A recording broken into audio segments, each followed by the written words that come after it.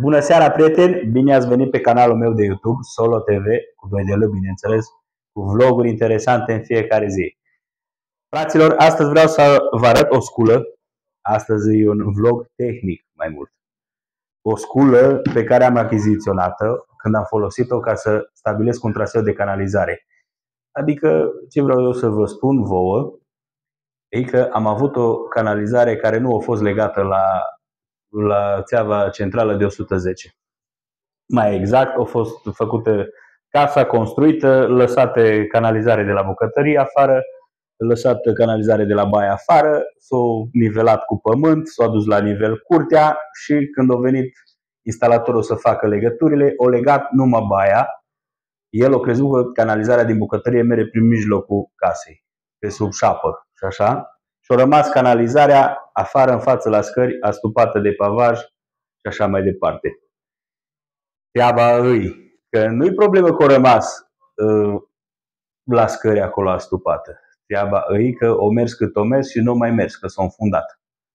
S-a înfundat fiindcă nu a fost legată. Era băgat un nylon în capăt și a fost astupat cu pământ. Astăzi am și un cameraman, pe Adriana, îi cu mine. Salut! Și am adus aici instalatorul, cine a făcut instalația în casă. Dar l-au spus instalatorul, mă, eu ți-am făcut legăturile, ți-am făcut aici pozițiile și așa, dar nu am legat eu afară la canalizarea centrală. Nu eu am făcut legăturile afară. Nu. No. Deci instalatorul nu mai știa pe unde vine canalizarea de la bucătărie, traseu. Cine a construit aici a fost bătrân, taică-meu. El a zis, mă, meseriașul știe, dau banii, nu mă interesează. Și așa am ajuns, de nou a fost legată canalizarea de la bucătărie la conducta principală de 110 afară.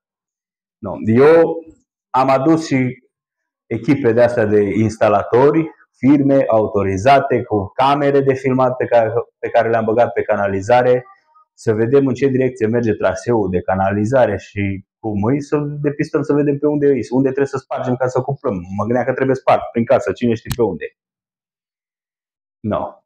Dar până la urmă s-a dovedit că nu trebuie spart nimica, pentru că au rămas afară doar nelegată sub scară. Bun, aia ca aia, au venit firme, am vorbit cu firme, sunt vreo 3 firme numai în Mureș, care se ocupă cu așa ceva, cu desfundat canalizări, cu camere pe canalizare, cu jet de apă, curățare, canalizare și așa mai departe. L-am adus pe unul cu camera, au venit, au băgat camera, treaba îi la cotul de 50, la țeava de 50 de la bucătărie, că diametrul ei e mic. Camera intră, pe 50 intră, dar treaba îi că la cod de 90 de grade camera nu trece. Fiind mai groasă și așa, nu trece și își pierde semnalul iară. Deci nu a fost utilă absolut deloc. Plus că o camera de aia, prețul ei vreo 6.000 de euro, 4.000 de euro, scule scumpe, dar degeaba, fără niciun folos. Ulterior am căutat pe internet, pe YouTube, bineînțeles că acum cu YouTube-ul suntem mult mai deștepți față de înainte când eram programat. Acum suntem mult mai deștepți cu YouTube-ul, YouTube-ul ne ajută în orice situație. A căutat alternativă la găsit traseu de canalizare. Ce alternativă ar fi? Ce ar fi? Cum ar fi? Ce scule ar fi? Și cum ar putea să depistez și să aflu pe unde e traseul de canalizare? Și am găsit o sculă specială de la Vevor, îi spune, așa se numește. O să vă arăt și vouă despre ce fel de sculă e vorba. Am comandat-o de pe site-ul lor vevor.com. Dacă vreți să vă comandați și voi sau aveți nevoie, că nu știți un traseu de canalizare pe unde merge, eu vă spun, o să vă arăt, dar eu zic că scula asta merge și pe țeava de încălzire în pardoseală, dacă vreți să aflați traseul pe unde merge încălzirea în pardoseală. Dacă aveți de dat o gaură undeva în casă sau să puneți un opritor de ușă sau ceva, ăsta se bagă pe firul de încălzire în pardoseală și puteți stabili traseul. Ulterior are un senzor, o să vedeți pe unde merge traseul. Haideți să vă arăt și scula despre care vă vorbesc. Deci, după cum vă spuneam, e Vevor, așa se numește. Ăștia au și camere de canalizare. Ăla cine a fost cu firma aia cu camera să-mi vadă pe canalizare, tot din ăsta avea marca asta, Vevor, dar aia îi vreo 6.000 de euro, zicea el, o dat pe ea. Nu. vine de undeva din Germania, au venit pachetul, nu din România. Eu n-am găsit pe România, mai ales la noi la Mureș, un instalator sau o firmă cu așa sculă care să poată să îndepisteze traseul de canalizare exact pe unde merge și să putem să-l găsim, să ocuplăm sau să vedem ce e acolo. După cum vă ziceam, ăsta e bun și în caz că e infundată canalizarea. Adică dacă folosești furtunul ăla de apă ce vine ăștia de la firme pentru desfundat canalizări cu presiune mare, spălat canalizări și așa mai departe, și dacă totuși știu eu, îi spartă canalizarea undeva, o călcat pe aia cu nisip, cu pământ, cu aia, nu poți să-l speli, să-l cureți. No. Cu ăsta afli exact unde e problema și unde e infundat de nu mai poți să trece. Să treacă apa, mizeria din canalizare. Funcționează senzorul, e detectabil la 40 de cm sub pământ sau beton. Deci, dar așa se pune canalizarea. Dacă e mai jos, sub 40, nu mai simte senzorul și nu mai funcționează. Așa funcționează, până la 40 de cm sub pământ. No. Am aici căști, cablu de încărcare și asta îi scula cu care e detectat senzorul, cu care detectați traseul. Mai avem aici niște chestii care aparțin de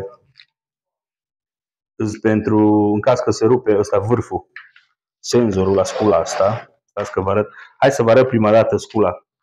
Să vorbim despre asta. Deci, de dispozitivul ăsta de detectare a traseului de canalizare. Deci, după cum vedeți, e o sculă așa, are vreo 35 de metri, parcă scrie undeva pe ea. Stați că vă zic exact, da, 30 de metri, nu 35, 30 de metri. Deci firul ăsta merge până la 30 de metri. Practic ce e? Să o pornim să auziți cum merge. E un emițător care emite un semnal. Ăsta se bagă pe conducta de canalizare. Se bagă pe conducta de canalizare. E un fir mai tare, e foarte subțire. Vedeți camera aia ce am chemat să bage pe canalizare să vedem coturile și așa. Aia nu e așa, aia e mare. Aia nu intră pe ăla pe țeava de 50, la cod de 90 de grade, pierde semnalul. Nu poți băga camera. Trebuie să fie numai coturi de 45. Dar ce instalator lucră numai pe coturi de 45? Bine, vă spun eu. Deci, ei se ia scula asta, se bagă pe țeava de canalizare, pe unde se pornește scula asta, care de detectat, capul ăla din față, senzorul. Are mai multe chestii pe ea? Nu are. Are numai cât de tare să simtă. Și se bagă pe conducta de canalizare și se merge pe podea și detectează unde e. Și se înaintează împingând pe conducta de canalizare și așa descoperiți traseul pe unde ar fi. Se marchează, dacă intrați pe YouTube, o să găsiți mai multe despre ea, efectiv cum e pusă în aplicare și cum puteți stabili traseul de canalizare.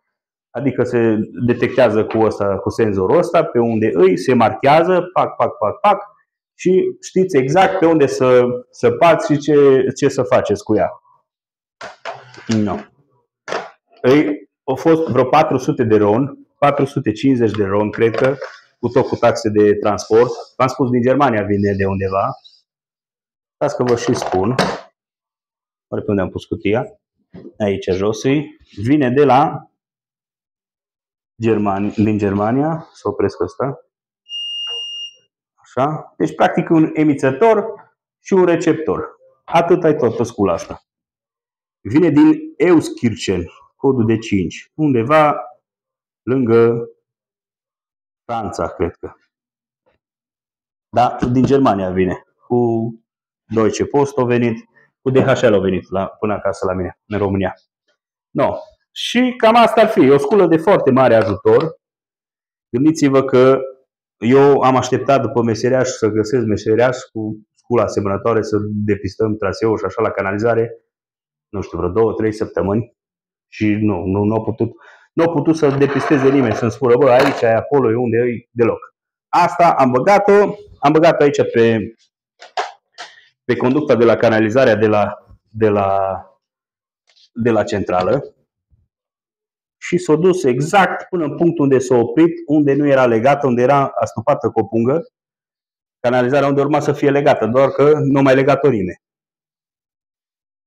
Într-adevăr, și ăsta fiind așa mai, e un plastic și ăsta nu merge, te poți trezi că nu merge pe orice fel de tub de canalizare. De exemplu, am băgat-o aici la canalizarea, la bucătărie, la ghiuvetă, nu a mers până într-un punct la 1,2 m și s-a oprit, nu mai mergea, nu mai trecea de coturile care sunt acolo nici cum. Am băgat-o pe canalizare la mașina de spălat, nu a mers, la mașina de spălat vase, nu a mers și am avut noroc că pe conducta de canalizare de la centrală a mers exact până unde a fost problema, de am putut să depistez, să găsim exact unde s-a oprit emițătorul și acolo să săpăm, să ridicăm pavajul, să vedem ce îi acolo și de ce nu merge.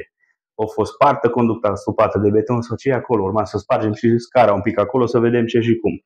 Doar că am avut noroc că nu era cuplată și era astupată de pavaj. Și cu asta am avut noroc. No. Dacă vreți să achiziționați și vă o sculă de asta, v-am spus, site-ul ăsta Vevor, hai Adriana să vezi, să vadă urmăritorii mei de pe YouTube, vevor.com, găsiți aici, acolo o sculă de asta cu 400-450 de lei, ceva de genul, pentru stabilire traseu de canalizare.